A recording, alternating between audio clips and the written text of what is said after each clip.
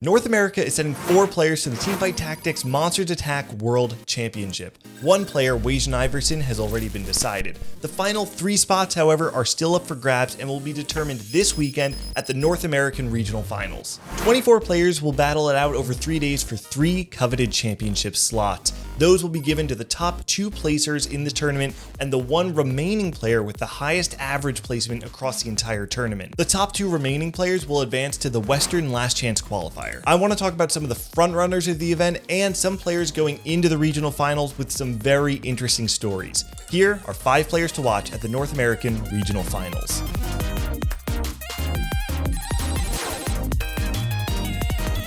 Ripple Overdrive came out of the woodwork to shock many in the community with a stellar performance in Set 8. With a 2nd place finish at the Mecha Cup and a 15th place finish at the Corrupted Cup, Ripple Overdrive made final day in every event apart from the mid-set finale. Ripple's performance has been consistent, albeit not very flashy. Ripple finished the regular season with the 2nd lowest 1st or 8th rate at 16.67%. And while this was largely due to Ripple only placing 8th once in the entire set, he also failed to convert his 1st place finishes as often as other players, with a 14.29 win rate, making him the 7th lowest in the league. This will be the first regional finals for Ripple Overdrive, and with such a consistent season, I would actually favor Ripple over many household names in TFT. We've seen many players perform well throughout the regular season and then fail to convert come regionals. This is Ripple Overdrive's opportunity to seize the moment and make a deep run in the regional finals.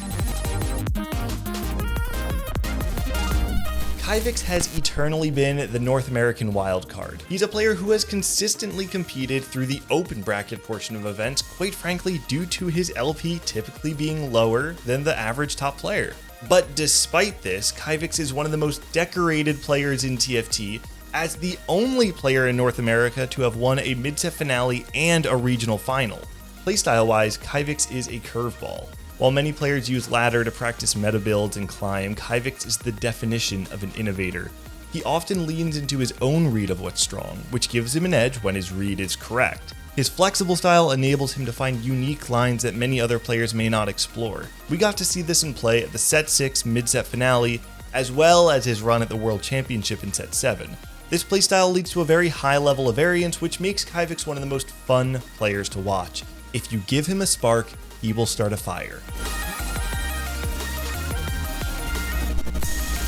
If you look at the qualifier point leaderboard, you may be shocked by number 2, mostly because you probably don't know who Replay is. But what if I told you that this is not Replay's first set competing in TFT? In fact, if we go all the way back to Set 3, we would actually find this name in the regional finals with a 12th place finish in the first regional finals competitive TFT ever had. Since then, however, Replay has not been a household name in TFT. Set 8 was the first time we've seen this player compete in an entire set, and he did not disappoint. Replay came in at 6th place overall in average placement, averaging a 3.84 throughout the set. He made final lobby in both the Defender and the Mecha Cup, and also made final day of the Corrupted Cup. He may not be perfect, but Replay has put on quite a show and is primed to make a deep run at the regional finals.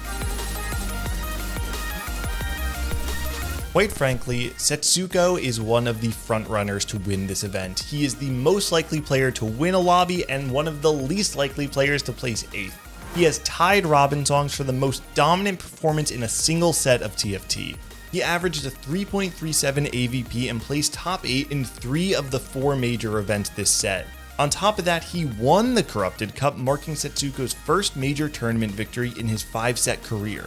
For a very long time, Setsuko had this reputation as being a ladder player, but unable to convert that success into tournament results. And for a while, it seemed like Setsuko had the Noob Owl curse, another player who was regarded by all of the top players as one of the best, but couldn't convert it in a tournament setting. But this set has spelled an entire reimagining of who Setsuko is. He isn't a ladder warrior. He is one of the best players North America has ever seen.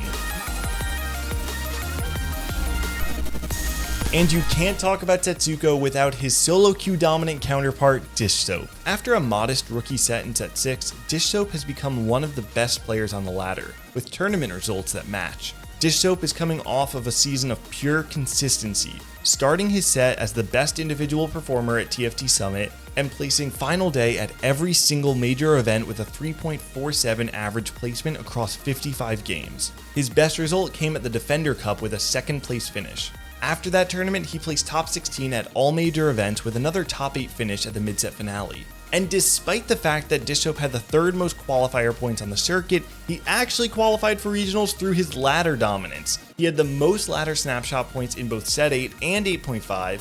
In every facet of this set, Dishope came out on top. Dishope has never made final day at a regional finals, and this event is the perfect opportunity for Dishope to round off a stellar season. Anything can happen in TFT, but if I had to put my money on who would win the regional finals, I would put my money on Dishope. The regional finals is the most exciting part of the North American circuit. Each and every single competitor will be trying their absolute hardest to qualify for the World Championship. North America still has not won a World Championship, but this set's actually looking really good with multiple players in the field who many people would be very excited to see on the world stage. And those are my 5 players to watch at the North American Regional Finals. Let me know in the comments who you are excited to see, and make sure to catch all of the action live starting on May 12th at 4 p.m. Eastern at twitch.tv/Teamfight Tactics. I'll catch you next time. The tall, gangly thing?